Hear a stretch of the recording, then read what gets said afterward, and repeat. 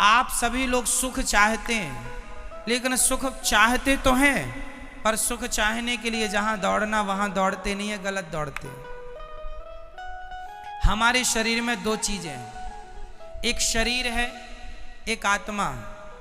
थोड़ा सा 5 मिनट का समय लेके मैं ये प्रश्न आपको उठाऊं और बहुत अच्छी बात आज आपको बता दूं, आपके बहुत सारे डाउट्स क्लियर भी हो जाएंगे। सुनो, हमारे शरीर और आत्मा अलग है, ये तो हम पहले भी आपको 1000 बार बता चुके हैं। आगे सुनो इससे। क्या हम आंखों से देख सकते, आंखों से सुन सकते हैं? नहीं। क्या कानों से देख सकते हैं? नहीं। क्या हम नाक से खा सकते हैं? समझो, ईश्वर ने सब चीजें अलग अलग बनाई हैं। देखने के लिए आंखें हैं, सुनने के लिए कान। आंखों से सुन नहीं सकते, कानों से देख नहीं सकते, अलग है ना। उसी प्रकार शरीर का सुख है संसार। शरीर का सुख क्या है? संसार क्या है? शरीर का सुख। गाड़ी, बंगला, पत्नी, पुत्र, परिवार, ये कहां का सुख है? शरीर का। अब रही आत्मा की बात, तो आत्मा का सुख किससे है?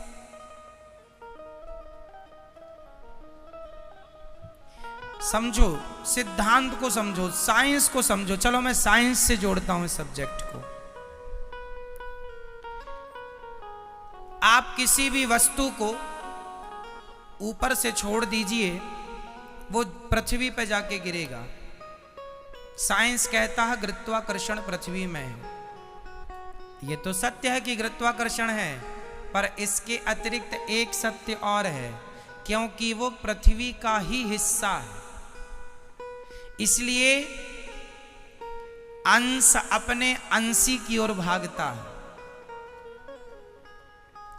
अंश हमेशा किसकी ओर भागेगा? अंशी की ओर। जैसे ये पुष्प, ये किसका अंश है? ये पृथ्वी का अंश है, क्योंकि पृथ्वी से पेड़ बना, पेड़ पर ये पुष्प खिला। तो कुल मिला के, और ये आप रख दो, आप 2-4 दिन, 1 हफ्ता, महीने भर रख दो, ये अपने आप माटी हो जाएगा। कुछ ना करो, माटी हो जाएगा ये अपने आप, हाँ या ना। तो ये किसका अंश हुआ? मिट्टी का। अंशी कौन हुई? अंशी हुई पृथ्वी, और अंश हुआ ये। तो ये पृथ्वी का अंश है, इसलिए ये छोड़ने पर नीचे जाएगा, क्योंकि ये अंशी की तरफ जा रहा है। अब दूसरा, आग। आग हमेशा नीचे नहीं जाती। आग की ज्वाला, आग की लौ, आग की ज्योति ऊपर जाती है। क्यों? क्योंकि वो सूरज का अंश है, क्योंकि सूरज में आग है। तो हर अंश अपने अंशी की तरफ भागता है। हर अंश कहां भागता है? अपने अंशी की तरफ। आग किसका अंश है? सूर्य का। तो सूर्य की तरफ भागती है ना आग की ज्वाला हमेशा ऊपर। तीसरा, इस धरती की नदियां हमेशा किसकी तरफ भागती हैं? समुद्र की तरफ। क्यों? क्योंकि वो समुद्र का अंश है। क्योंकि पानी जो बरसता है, समुद्र का ही तो वाष्पीकरण होता है पानी, और फिर वही बरसता है। तो वो एक्चुअली इनडायरेक्ट वो समुद्र का ही पानी है, बरसता है, नदियों में आया, फिर वो अपने अंश की तरफ भागा, अपने अंशी की तरफ। समझो, जैसे पृथ्वी का कोई भी हिस्सा वो पृथ्वी की तरफ भागता है, कोई भी पुष्प, कोई भी पत्थर, कोई भी मिट्टी का ढेला, क्योंकि वो पृथ्वी का अंश है, इसलिए पृथ्वी की तरफ। आग सूर्य का अंश है, इसलिए सूर्य की तरफ। नदी समुद्र का अंश है, इसलिए समुद्र की तरफ। और हमारी आत्मा ईश्वर का अंश है, ईश्वर अंश जीव अविनाशी। इसलिए जब ये ईश्वर की तरफ भागेगी तब ही इसे सुख मिलेगा, अन्यथा इसे कभी सुख मिल नहीं सकता। आप लोग रसगुल्ला खाते हैं, तो आप कहते हैं आनंद आ गया। अरे रसगुल्ला से शरीर को आनंद आ सकता है, इंद्रियों को आनंद आ सकता है, आत्मा का तो रसगुल्ला से कोई लेना देना नहीं। क्यों? आत्मा किसका अंश है? ईश्वर अंश। ये ईश्वर का अंश है। इसलिए यदि आत्मा को सुख देना है, आज लोग दुखी, सब कुछ है आपके पास, फिर भी आप अशांत हैं, फिर भी आप परेशान हैं, उदास हैं। क्यों? क्योंकि आप संसार में सुख ढूंढ रहे हैं। अब मिलेगा, अब मिलेगा। पागल हो, है ही नहीं, मिलेगा कहां से?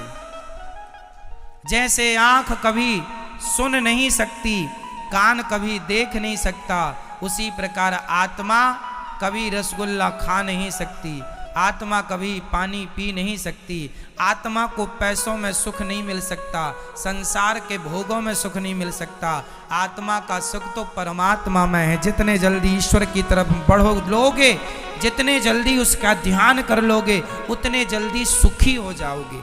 सुखी होना चाहते हो तो भगवान की तरफ बढ़ो। और आप लोग शरीर को ही सुख देने में लगे हैं।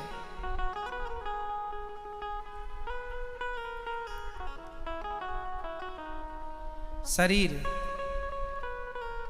इसलिए शरीर जो है ये संसार की तरफ ले जाता है आपको। क्यों ले जाता है? क्योंकि शरीर संसार से बना है। संसार में 5 चीजें हैं, पृथ्वी, जल, वायु, अग्नि, आकाश, और ये 5 चीजों से आपका शरीर बना है। तो आपका शरीर आपको संसार की तरफ ले जाता है, क्योंकि संसार से बना है।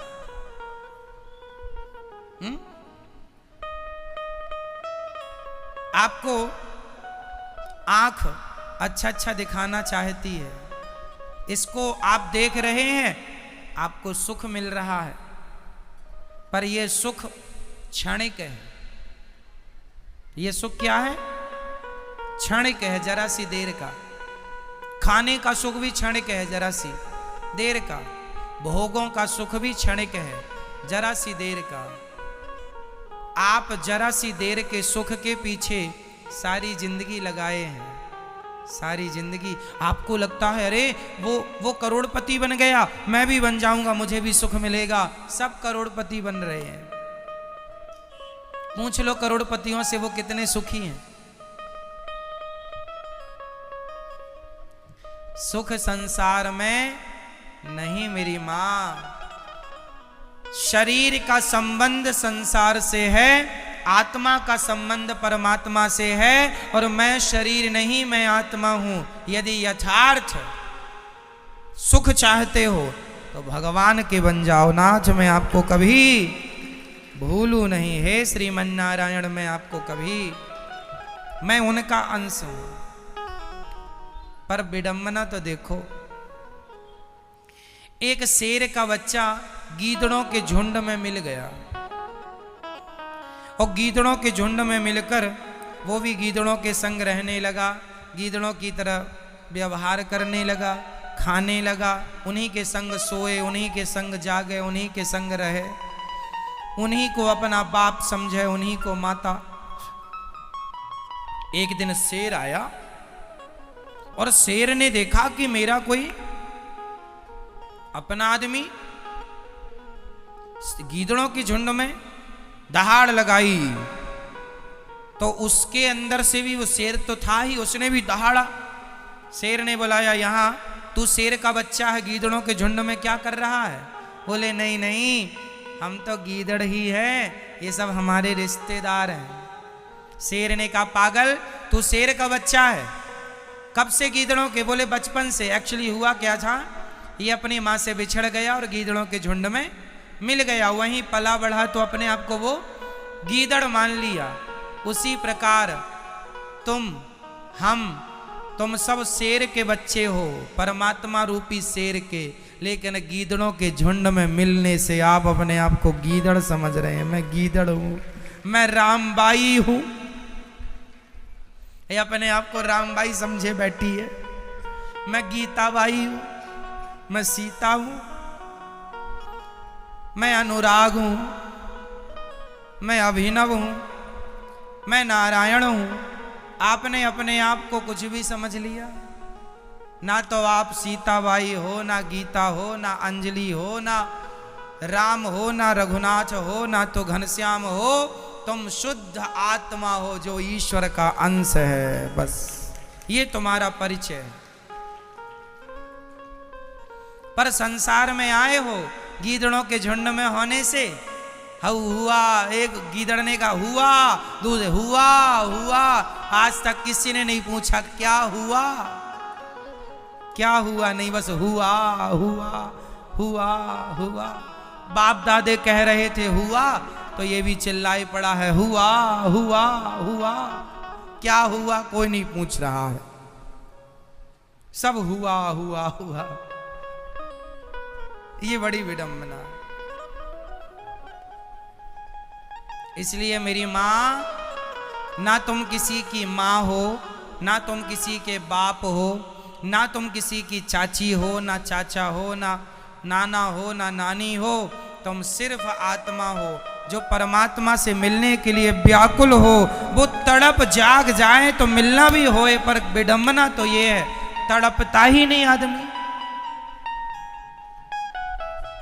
पत्नी के लिए रो रहा है, परिवार के लिए रो रहा है, भगवान के लिए नहीं रोता।